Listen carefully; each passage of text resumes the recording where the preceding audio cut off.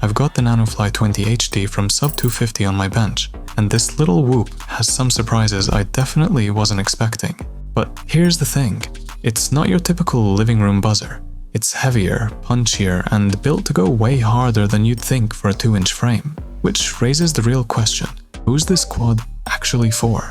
And where does it fit in the FPV world? Stick around, because I found a couple of hidden features you won't see in the product specs. And by the end of this video, you'll know if the Nanofly20 is worth adding to your fleet, or want to skip. Let's get into it. Alright guys, I've got another DJI O4 whoop for you to check out. This time, the Nanofly20 HD from Sub250. Banggood sent me this one to check out, and right away I discovered a couple of hidden surprises. One of them tucked inside the flight controller itself. And trust me, it's not mentioned anywhere in the specs.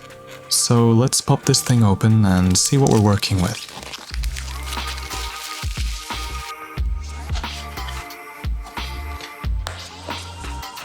First off, you've got the Nanofly20 itself, and straight out of the box it feels solid. Not that flimsy plastic toy feel, but actual carbon and decent assembly. More on that later. Underneath, you get the usual FPV starter pack of accessories, and a TPU battery holder, which is nice, but yeah, we'll talk about that battery mount in a minute. This looks like the O4 bag right here. And yeah, these are definitely the original DJI parts. A couple of spare props, a little screwdriver, and some extra screws. So basically, you've got enough to take the whole thing apart the minute you get bored. Now, what's not in here, and this is important, is a battery or a charger. That's totally normal for FPV gear, but if you're new to the hobby and expecting a complete ready-to-fly experience, you'll be disappointed. You'll need your own radio, goggles, batteries, and charger before you can get airborne. Visually, my first impression is that this is definitely leaning toward the outdoor whoop side of things. No prop guards, bigger frame, beefier motors. This thing's meant to stretch its legs, not bounce off your living room walls. And I gotta admit, I kinda like that. There's something about a little drone that looks like it's itching for trouble. Now, depending on how you like to fly and what gear you already have, the Nanofly20 comes in 3 flavors. Option 1, Express ELRS, the open source, low latency control link that's crazy popular right now. If you've already got an ELRS radio module or an ELRS ready transmitter, this is a no-brainer. Option 2, Crossfire, a long-range, rock-solid link that's still beloved by a lot of FPV pilots, especially if you're flying further out and don't want to switch over to ELRS just yet. And then there's option 3, BMP, plug and play. That's what I've got here. And just so we're clear, plug and play in FPV usually means you have to solder in your own receiver before you can do any actual flying. It's a bit like buying a car without the keys. It's all there, just won't go anywhere until you add your own setup. If you're brand new to FPV, I'd suggest getting one that already comes with the receiver you plan to use. If you're more experienced and already have spare receivers lying around, or you like doing little build projects, BMP can save you a few bucks. Alright, let's talk batteries, because the Nanofly20 runs on 2S, and the sweet spot for this quad is around 550 mAh. Now, I'm running CNHL 550 mAh packs, but not because I went on some deep research rabbit hole. Nope. My favorite FPV shop had a ridiculous deal, 3 packs for €21. That's about $25 for you guys in the States. Basically, it was the kind of deal where you grab them first and ask questions later. But here's where it gets funny, or annoying depending on how you look at it. These CNHL packs are 3mm too thick for the stock TPU battery mount. You can jam them in there, sure, but it's like trying to squeeze into your high school jeans after Christmas dinner. Technically possible, but not a great idea. So I fired up the 3D printer and made my own mount. And not only does it fit my CNHL packs perfectly, it should also work for a bunch of other battery models. Here's the deal, if you've got a favorite 2S pack that you want to run, drop the dimensions in the comments. I'll see if I can design a mount for it and share it. That way we can all avoid the battery wrestling match before every flight. Now, I know some of you might be thinking, cool, but what do I actually need to fly this thing? FPV gear can get confusing fast. To make it easier, I have dropped a link in the description to a recommended 2S starter setup. It covers the essentials. Alright, let's break down what's actually inside this little beast. Straight out of the box, the Nanofly20 feels premium.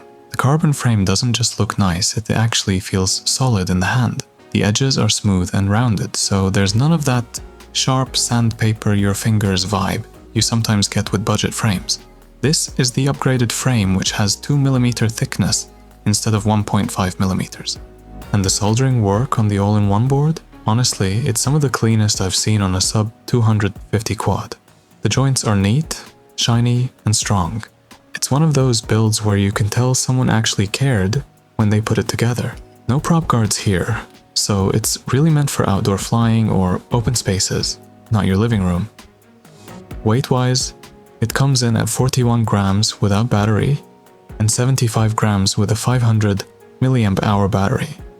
Almost 50% more than the Meteor 75 Pro. That extra heft gives it more stability in the air, but it also means it's not quite as forgiving if you hit a branch or wall. Now, the motors. We're talking 10 O2 motors at 14,000 kV.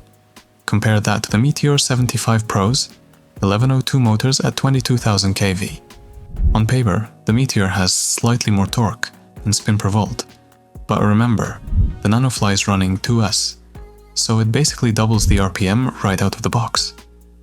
That means more punch and faster acceleration in real-world flying. Props. The Nanofly is running 51mm props from HQ, whereas the Meteor 75 Pro uses 45mm props from Gemfan. It's subtle on paper, but in practice, it makes a noticeable difference in how it slices through the air.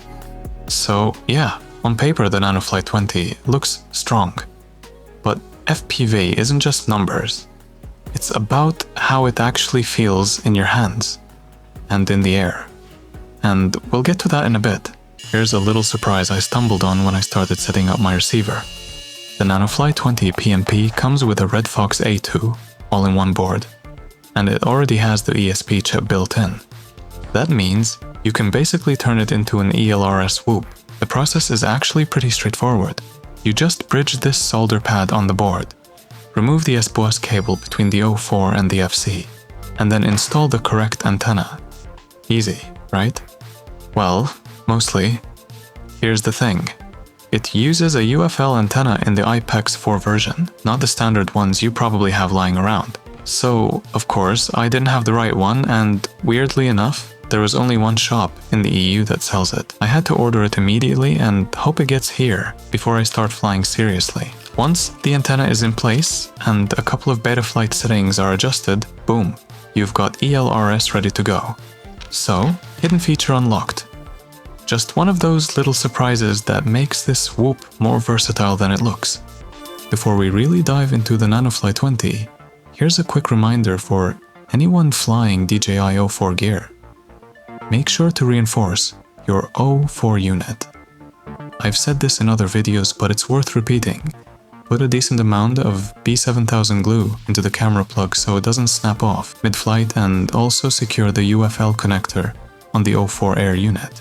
It takes just a few minutes, but it can save you a ton of frustration later. On the very first punch-out, you notice it instantly. This thing has serious power.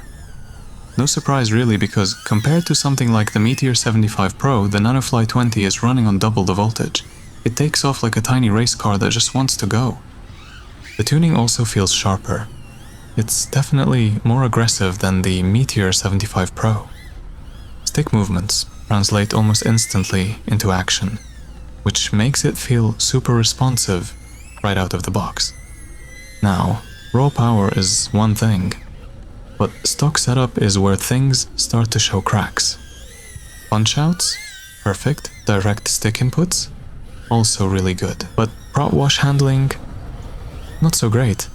And there's no RPM filter enabled by default, so whenever you cut throttle, you feel that lack of hang time. The default idle is also set at 8%, which doesn't help. On top of that, the ESC firmware is outdated.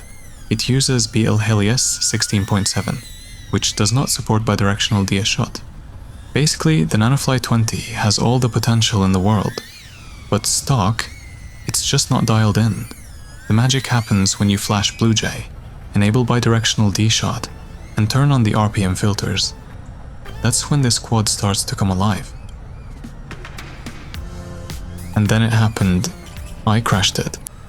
After that crash, I started noticing a constant mid-flight twitch that just wouldn't go away. You really feel it when you crash this thing, because there are no prop guards.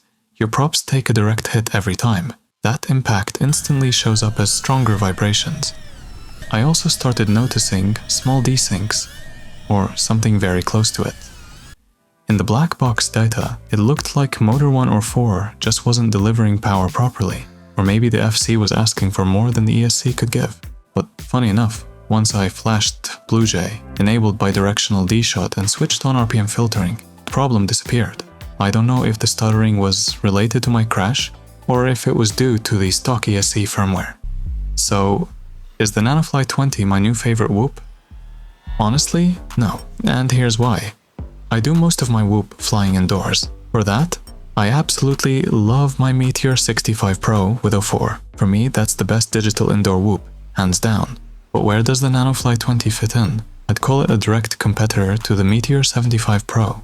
The Meteor 75 Pro is more of a hybrid, usable indoors and outdoors. It's only 1S, so it doesn't hit as hard as the 2S Nanofly. And when it comes to battery management, the Meteor 75 Pro is way more convenient.